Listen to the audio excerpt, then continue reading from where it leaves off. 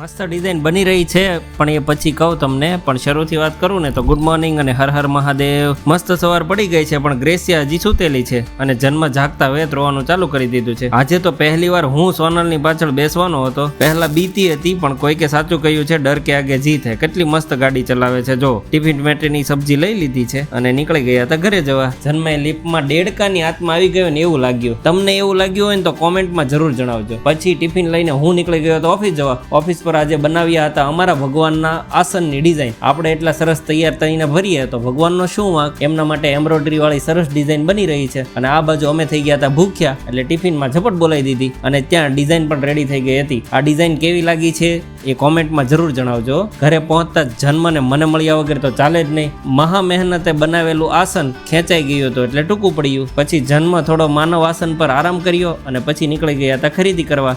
જન્મને આજે ખુલ્લું મેદાન મળી ગયું હતું. કેવો ભાગે જો તો એ ગયો. ગ્રેસિયા અલગ અલગ કપડાની ટ્રાય કરીને સાંભળો એ શું કહેવા માંગે છે.